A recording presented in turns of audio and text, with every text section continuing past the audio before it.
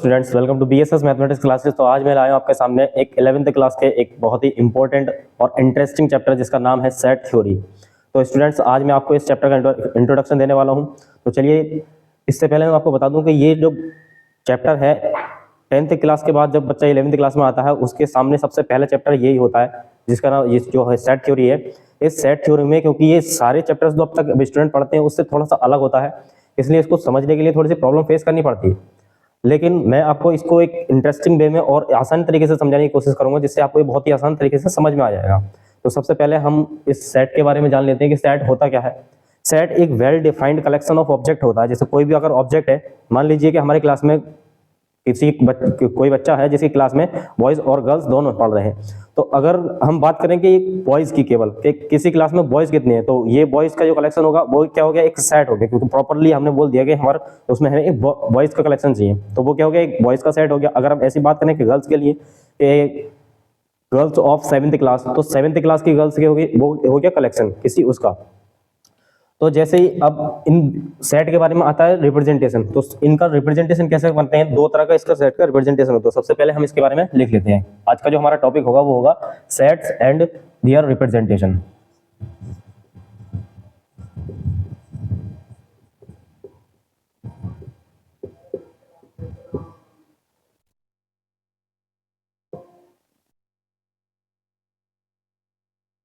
ये हमें सेट को रिप्रेजेंट करना है।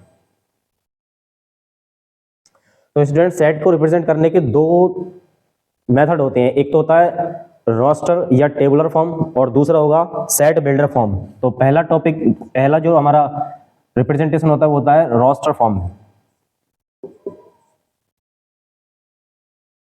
इसी को हम दूसरे नाम से भी जानते हैं टेबुलर फॉर्म।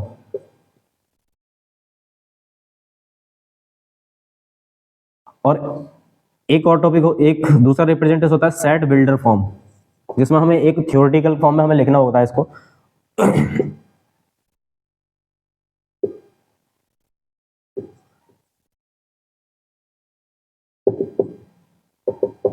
तो चलिए स्टूडेंट, सबसे पहले हम समझते हैं रोस्टर और टेबुलर फॉर्म को। तो रोस्टर और टेबुलर फॉर्म, तो सबसे पहले मैं आपको बता दूं, क्योंकि हम मैथ पढ़ रहे हैं तो मैथमेटिकली आपको मैं समझाने की कोशिश करूंगा।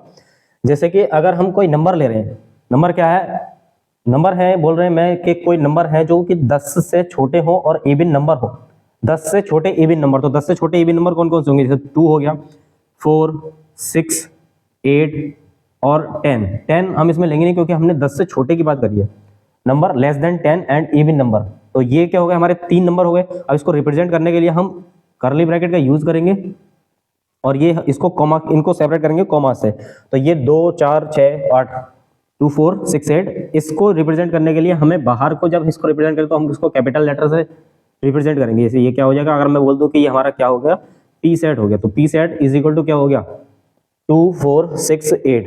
इसको बोलेंगे हम टेबुलर या रोस्टर फॉर्म। अगर हमें इसी को सेट बिल्डर फॉर्म में रिप्रेजेंट करना होगा तो हम सेट बिल्डर फॉर्म में रिप्रेजेंट करने के लिए बाहर से हम इसको कैपिटल लेटर से दिखाएंगे, पी एक सेट है, और स्मॉल लेटर से इसको दिखाएंगे, ये हो जाएगा एक्स। मान लिया एक्स कोई नंबर होगा, एक्स कोई भी नंबर होगा, सच दैट, एक कॉलन का यूज करेंगे, such that x is even number. X एक इवन नंबर होगा, लेस देन 10,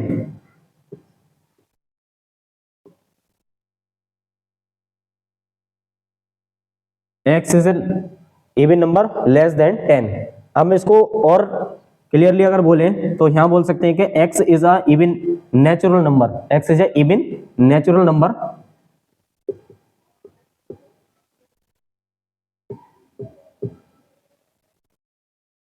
लेस देन 10। तो ये हमारे दो तरह के रिप्रेजेंटेशन थे, रोस्टर फॉर्म और टेबुलर फॉर्म। एक ही बात को हम दो तरह से रिप्रेजेंट कर रहे हैं ये, और इसके लिए यूज करने के लिए हमें यूज क्या करेंगे, कर्ली ब्रैकेट का यूज होना है अंदर। जैसे अगर हम किसी, अब बात करें दूसरा सेट, जैसे हम एक लिया वी से कोई एक सेट रिप्रेजेंट कर रहे हैं जिसमें हम इंग्लिश अल्फाबेट ले रहे हैं, ए, ई, आई, ओ, यू। तो यहां पर आप एक चीज देख रहे होंगे कि ये जो लेटर है वो इंग्लिश अल्फाबेट के वोवेल्स हैं, इंग्लिश अल्फाबेट के वोवेल्स हैं, ए, ई, आई, ओ, यू।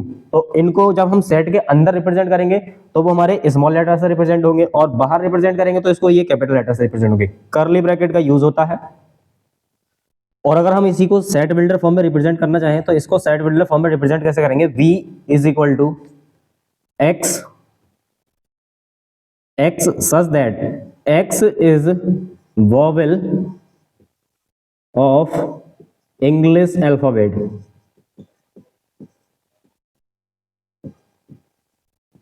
एक्स एक वोवेल होगा इंग्लिश अल्फाबेट का, और इसको हम कर्ली ब्रैकेट से बंद कर देंगे।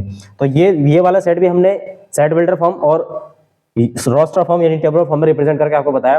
तो चलिए स्टूडेंट्स, अब मैं कुछ एग्जांपल लेता हूं जिससे हम कुछ क्वेश्चंस को सॉल्व करने की कोशिश करेंगे, जैसे कैसे इसके क्वेश्चन सॉल्व होते हैं। तो इसको मैं यहाँ से रफ कर देता हूँ।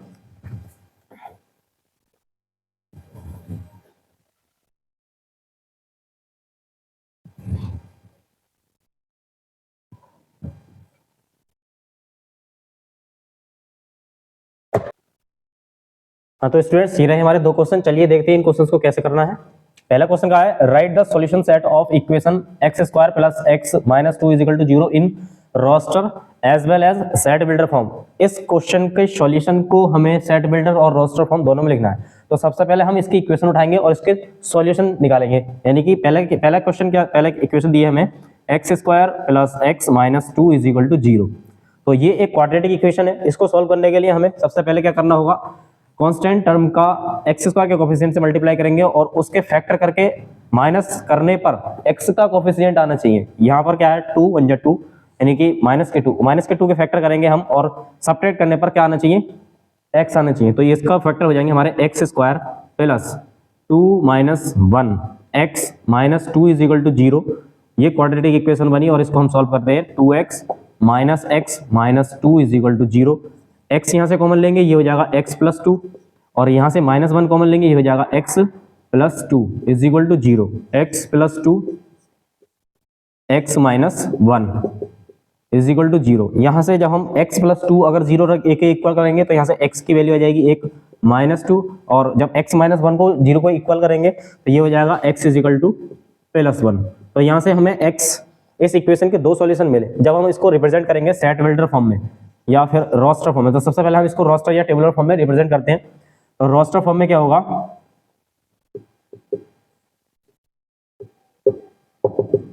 रोस्टर फॉर्म का रिप्रेजेंटेशन हो जाएगा, इसका कर्ली ब्रैकेट का यूज करेंगे और इसके दोनों सॉल्यूशन सेट को इस तरह लिख देंगे। पहला हो जाएगा 1 और दूसरा हो जाएगा माइनस 2 और ये हमारा रोस्टर फॉर्म का रिप्रेजेंटेशन हो गया। दूसरा जब हम इसको सेट बिल्डर फॉर्म में लिखेंगे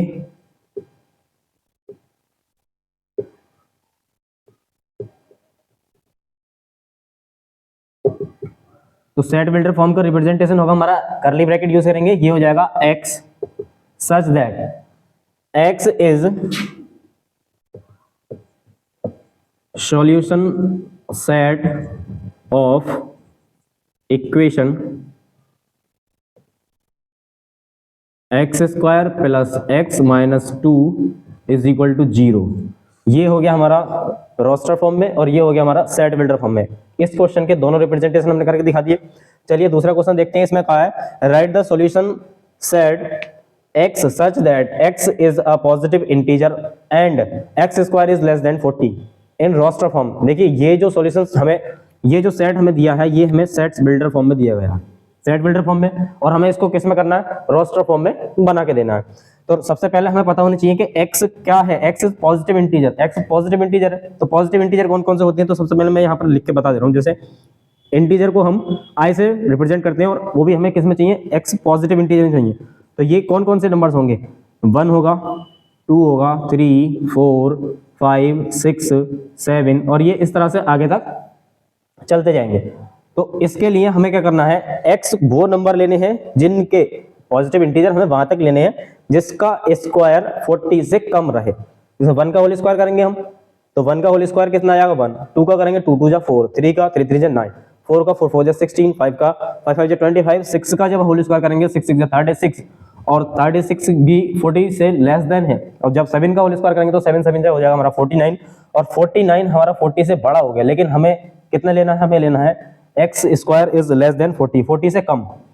तो जो हमारा सेट होगा, हम इसको सेट को s से रिप्रेजेंट कर देते हैं। तो s इज इक्वल टू क्या हो जाएगा, कर्ली ब्रैकेट यूज करेंगे। पहला क्या आएगा इस इंटीजर में से, तो पहला तो आ जाएगा 1, दूसरा 2, 3 4 5 6 7 8 9 10 इंटीजर तो हमारे पास अभी और भी हैं, लेकिन हमें कितने लेने हैं, हमें सिर्फ लेने हैं 1 से लेके 6 तक, क्योंकि सिर्फ हमारी जो कंडीशन सेटिस्फाई हो रही है वो सिर्फ 1 to 6 तक से ही हो रही है। तो ये इन दोनों सेट के रिप्रेजेंटेशन थे।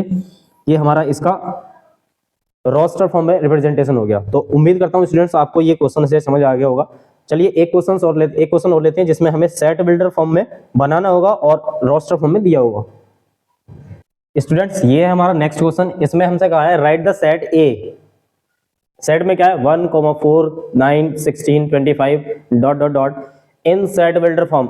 अब इस सेट को हमें सेट बिल्डर फॉर्म में रिप्रेजेंट करना है और ये दिया किसमें है, ये रोस्टर फॉर्म में, टेबुलर फॉर्म में हमें दिया गया है।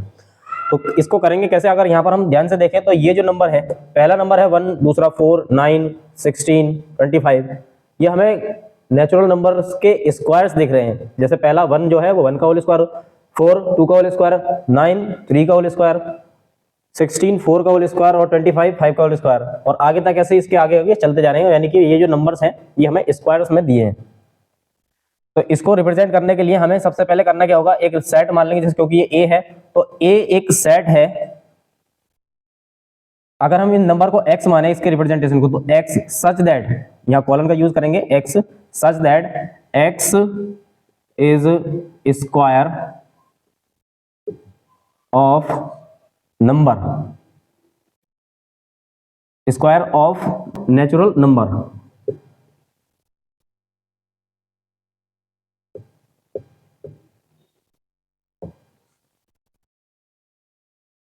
तो स्टूडेंट्स उम्मीद करता हूं आपको ये सेट थ्योरी का इंट्रोडक्शन बहुत अच्छे से समझ आ गया होगा। मिलते हैं अपनी नेक्स्ट वीडियो में। तब तक के लिए अगर आपको वीडियो अच्छी लगी तो वीडियो को लाइक करें और चैनल को सब्सक्राइब करें। कमेंट करके बताएं आपको ये पोर्शन, ये वीडियो हमारी कैसी लगी। मिलते हैं अपनी नेक्स्ट वीडियो में। Thank you, have a nice day.